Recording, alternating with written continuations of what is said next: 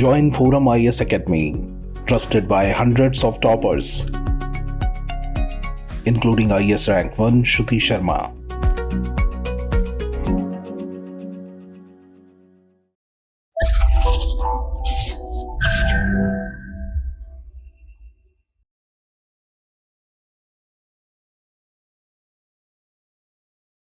Hello friends, this is Gautam Pandey coming up with the next round of News Simplified. In this video, we will discuss about India-Bangladesh Friendship Pipeline और साथ ही ये भी समझेंगे why is it significant for India and Bangladesh. So first of all, let's see why is it in news.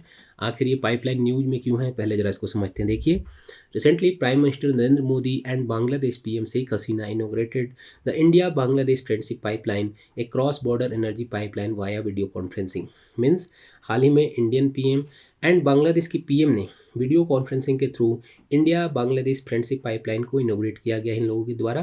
तो इस video में हम इसी पाइपलाइन से रिलेटेड इंपॉर्टेंट बातों को डिस्कस करेंगे. इससे रिलेटेड जितने इंपॉर्टेंट फैक्ट हैं जो हमारे एग्जामिनेशन पॉइंट ऑफ व्यू से इंपॉर्टेंट हो जाते हैं उन्हें डिस्कस करेंगे. And lastly we will discuss why is it significant for India and Bangladesh. ये इंडिया एंड बांग्लादेश के लिए सिग्निफिकेंट क्यों है, इन सारी बातों को इस वीडियो में डिस्कस करेंगे. तो आगे बढ़ते हैं. फर्स्ट ऑफ ऑल पाइपलाइन से रिलेटेड इंपॉर्टेंट बातों को डिस्कस करते हैं. देखिए, एक्चुअली जिस पाइपलाइन की हम बात कर रहे हैं, जिसे इनोग्रेट किया गया है, उसे नेम दिया गया है इंडिया बांग्लादेश फ्रेंडशिप पाइपलाइन, जिसे शॉर्ट फॉर्म में IBFP कहा जा रहा है. ये पॉइंट याद रखिएगा. एंड इस पाइपलाइन की जिसकी हम बात कर रहे हैं, this is the first cross border energy pipeline between India and Bangladesh. ये भी इंपॉर्टेंट है. ये पहला क्या है, क्रॉस बॉर्डर एनर्जी पाइपलाइन है between the India and Bangladesh. अगर हम बात करें इसकी हिस्ट्री की, तो ये जो प्रोजेक्ट है इसे स्टार्ट किया गया था 2018 में. साइन तो 2017 में ही हो गई थी.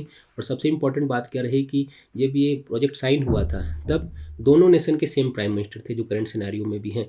और 2023 में इस प्रोजेक्ट को कंप्लीट कर लिया गया है, जिसे इनोग्रेट किया गया इनके द्वारा.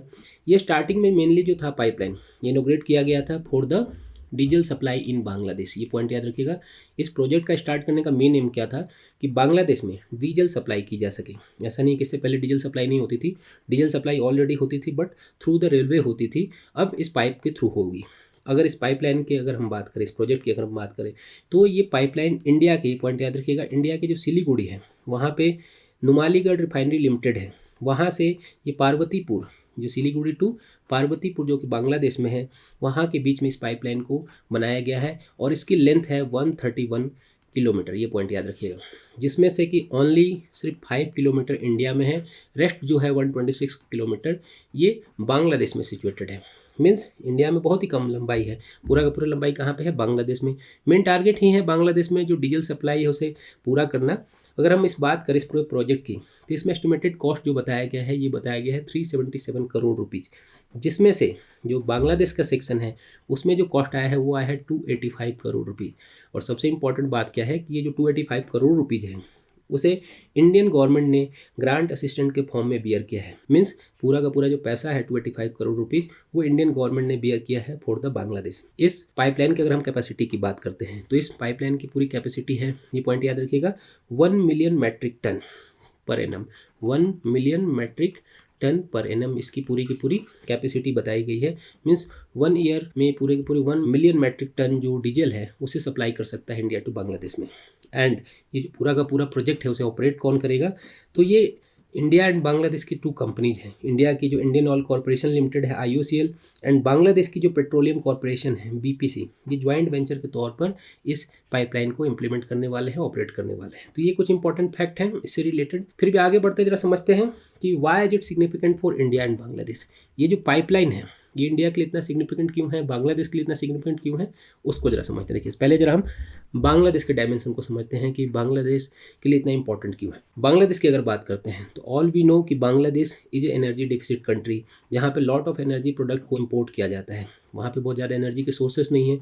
जितने भी जो एनर्जी की फॉर्म है वो क्या करते हैं, इंपोर्ट करते हैं अदर नेशन से. एंड ऐसा नहीं है कि इंडिया से बांग्लादेश पहले से ये जो पेट्रोलियम वगैरह था, डीजल वगैरह था, वो इंपोर्ट नहीं करता था. इस पाइपलाइन के बनने से पहले भी बांग्लादेश में इंडिया से इंपोर्ट की जाती थी डीजल को.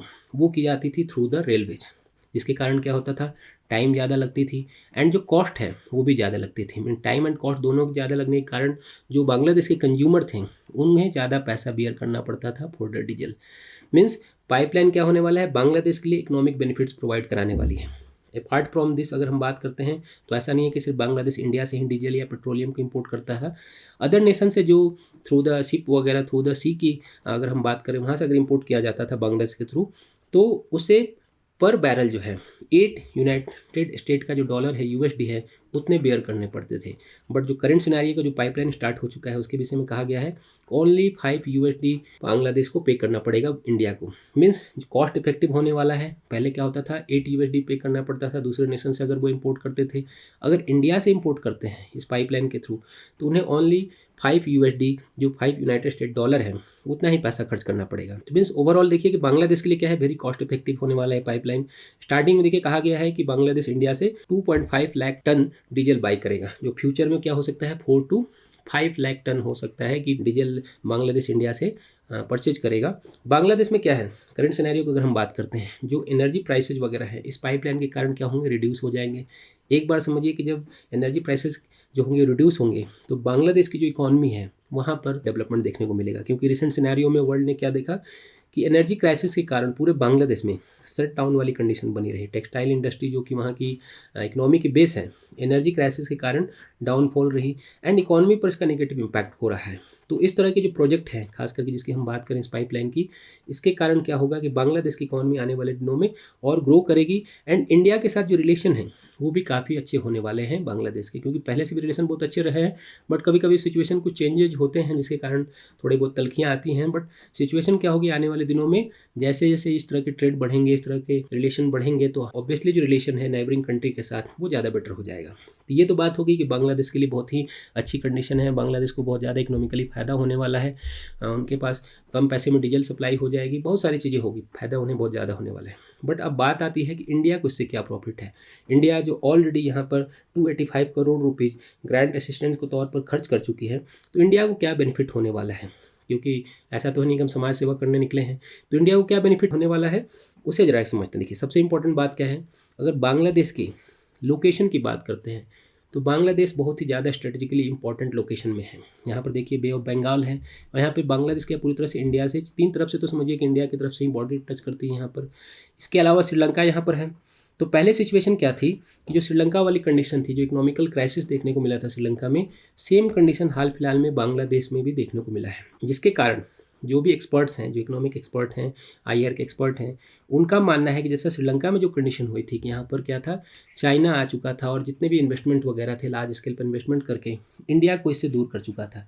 सेम कंडीशन बांग्लादेश में ना हो जाए, दैट्स वाई इंडियन गवर्नमेंट यहाँ पर बहुत ज़्यादा इन्वेस्टमेंट कर रही है ताकि चाइना का इंटरफेरेंस यहाँ पर ना हो। अगर मान लीजिए कि चाइना यहाँ पर आ जाता है तो आप समझिए कितनी बड़ी प्रॉब्लम हो जाएगी इंडिया के लिए, क्योंकि चाइना ऑलरेडी यहाँ पर है, नदर्न साइड में है और सदर्न साइड से भी यहाँ पर भी उसकी पैठ हो जाती है, तो इंडिया के लिए प्रॉब्लम क्रिएट हो सकता है। दैट्स वाई इंडिया यहाँ पर स्ट्रेटजिकली इंपॉर्टेंस को देखते हुए बहुत ज़्यादा पैसे इन्वेस्ट कर रहा है। ये तो बात होगी स्ट्रेटजिकली। दूसरे अगर हम बात करते हैं तो इकोनॉमिकली भी इंडिया के लिए बहुत ज़्यादा इंपॉर्टेंट है। इकोनॉमिकली कैसे इंपॉर्टेंट है जरा इसको समझते हैं। सबसे इंपॉर्टेंट बात क्या है कि करंट सिनेरियो में इंडिया एंड बांग्लादेश के बीच में जो ट्रेड रिलेशन है वो काफ़ी बेटर है। इंडिया करंट सिनेरियो की अगर हम बात करते हैं तो $16 बिलियन का एक्सपोर्ट करता है बांग्लादेश में, करंट जो डेटा बताई गई है गवर्नमेंट ऑफ इंडिया की तरफ से।